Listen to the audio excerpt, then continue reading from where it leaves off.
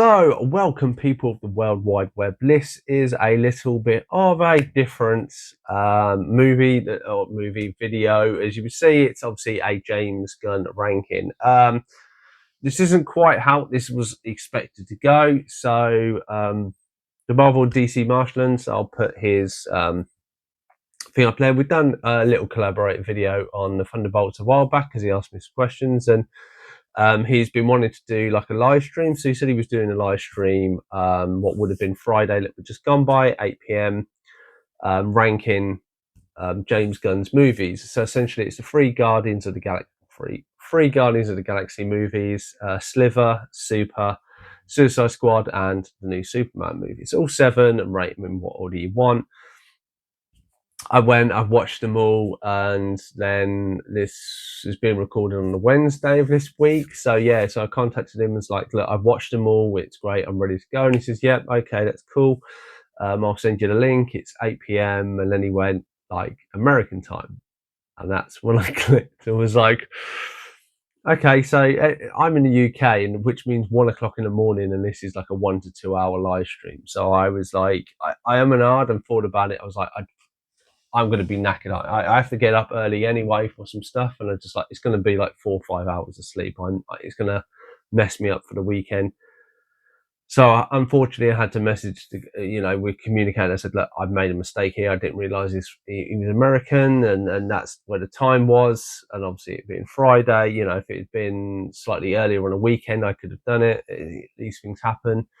So what I've decided I'll do is I thought I'd do my rank and put it out in this video anyway, whether people agree or disagree or not. So what I did is I went back and rewatched most of the ones that I couldn't remember. Guardians of the Galaxies I've seen, it's everyone else, and obviously we have the new Superman movie that I've only seen once at cinema, and it's been about almost 2 weeks since I've seen it. So it is a little bit fresh in my mind. So these are James Gunn movies, only 7 of his movies. It does include the ones he's written, like Scooby-Doo and Scooby-Doo 2. So we're going to it. So number 7 is Super. So this is one on my rewatch pile, and unfortunately this is one that I am going to discard of. So essentially it is Rainn Wilson. He is this superhero, and by superhero is a very Frank, it's kind of a kind of 90s 2000 comedy-esque superhero where essentially he's not the most well-rounded person. He does have some sort of goodness to him. He has 2 moments in his life: when he helped a police officer and when he got married. His wife ends up leaving him for kind of a drug lord, and then he kind of befriends this girl from the comic book and becomes this kind of superhero and beats people up, even though it's a very silly modern day one. Leads to a final fight, him getting his wife back, but then it's not all rosy for him, but it is all rosy kind of for her, and it's kind of the development of the story of how you find it. And I didn't enjoy it the first time. I didn't enjoy it the second time, but it was enjoyable enough as a one-off. I don't think I would ever revisit this movie. It hasn't got enough elements, I think, to entice me, and so that's why it's going, and that's why it's number 7. I don't think it's necessarily a bad movie. It's quite Ellen Page. I think they did really well in this. Obviously, whatever you think now, even though her laughing that was really off-putting and stuff, and her being a bit silly, it was kind of almost a modern day kind of Clerky style one. But I'm just maybe not aged out of it. Just it didn't meet what my kind of humor is nowadays. So that is number 7. So number 6, we have Guardians of the Galaxy Volume 2. Probably a lot of people are surprised of the Guardian. I mean, this for me is the worst, and I say the worst of the Guardians Galaxy trilogy. Is just, I think it suffered a little bit. It was good we got to see more about his mum, but I think Ego as a bad guy just didn't quite work. I like the fact we had Mantis and obviously Nebula. Mantis feels like part of the family. Obviously, Yondu, Mary Poppins and stuff. Like it had a good enough elements to it. It just kind of the big bad in it. In the planet. It just, I don't know. Elements didn't work for me. Not saying it's a bad film. I think it is one of the better consistent trilogies of the of the Marvel universe. But yeah, so that is number 6. So number 5, I know people will be a little surprised, it is Guardians of the Galaxy 1. So why have I put this there? So for me, this took me like 2 or 3 watches to actually enjoy it. I went to cinema, everybody loved it. Apart from Groot, I was a bit like, I couldn't really get into it.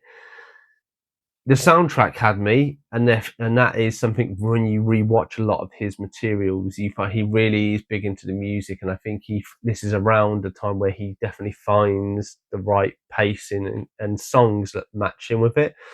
Obviously, and then you haven't seen it probably like half a dozen times at least. I really enjoy the film now. I think it's really good. It was a nice fresh breath of fresh air for the Marvel universe where they had all these superheroes in this kind of standalone movie at first. You didn't know them, and they brought them into it and how well it all worked.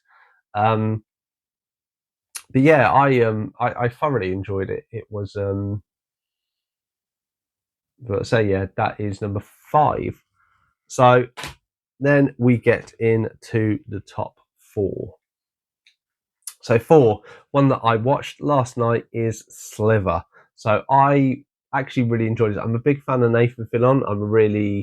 It was really nice of this kind of down to earth, that or not down to yeah, the alien falls down to earth, but essentially you have this small kind of quiet town, this alien invasion stuff. And I know it's been done before, but it was just great how they did it in there. How they make the woman blow up and all that stuff, and how you know Michael Rooker's in this weird creature thing and that. And I think all the elements, the silliness and of some of the stuff, even when he gets the grenade and that gets thrown out into the water and stuff, and even the kind of the connection that the woman had there were little elements of it I think just worked really well. And it was kind of these are kind of the fun 90s, 2000, the horror type ones that I actually really get on with. I'm not the biggest horror fan, but I did, thoroughly enjoy it. So I was like, big fan of Nathan Fillion and stuff. And you can see, good to see how that went. So that is number 4. Number 3, we have Superman. So yes, this is the latest movie from James Gunn, obviously. Yeah. Now, I found this really hard of where I place this. Part of me wanted to place this at number 7 just because it is new out. For me to do most rankings, I wouldn't want to include a new movie because it just hasn't had enough time to settle. But I've watched so many reviews and see so many opinions of it. There are more stuff I learn about the movie of how it was made and stuff like this. I actually do really enjoy it. I have pre-ordered the Steelbook, so I look forward to actually a rewatch quite soon.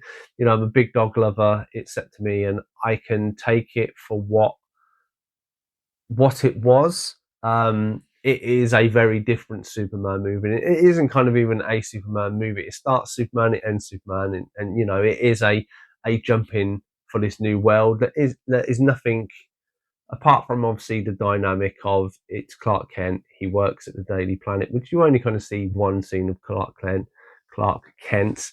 and you have like the characters that are actually, like Luthor and that. It is a completely different to all the other Superman movies we've had before, and I like that. I like it something different. But I'm not going to go into it because people have spoken about it and probably people are sick now of hearing about it. So let me go to my final 2. So if you've been doing your maths, you realise it's one of 2 things. So my second movie is number 2. Oh, my second movie is number 2. That did not make any sense. So it's the Suicide Squad. So having rewatched this, I really enjoyed it. I really enjoyed Ratcatcher, Polka Dot. I enjoyed what they did with kind of merging the old movie where you had several characters. I actually really enjoy, my Margot Robbie. I can find a bit annoying sometimes. I thought she was brilliant in this. I actually do think she personifies Harley Quinn, and this was a good churn. King Shark was a great addition. Peacemaker, Rick Flag, big fan of Joel Kinnaman. I think this worked just so well on so many levels. And yeah, it's my number 2. And some people might be, oh, it's number 1 or stuff like this. But I also have that he would have directed, and this would have been kind of a feeling of what the Thunderbolts would have been if he would have directed it. And I thought that would have been a very comic book, a loyal film to the comic books, which a lot of fans would have asked for. So that's why I kind of have that in the 2 spot. And then 1, if you've done the maths, it's Guardians of the Galaxy 3. Not something I would normally do. So when there is a film in like a trilogy or that, I would very rarely put one of the later movies in there because you have had to watch the other ones to understand and appreciate this. But I think this just works so well. Obviously, you got Cosmo joins the squad this time, and then obviously James Gunn's younger brother. Um, but it was just a nice story. He's very good with animals. It shows with Rocket, of how he's managed to create Rocket Raccoon, and just this is the finalization of his story, and then it leads him to being the leader of the Guardians, which I think fits really well. But it fits really well in the fact that you've completed that story arc, and then they go off, and only Peter Quill, who still has questions unanswered, is kind of left separate for him. But yeah, I really enjoyed it. I've seen it a few times now, and it's my favorite. As you can tell, it's my favorite of the Guardians movies, and obviously it's my favorite of James Gunn's movies.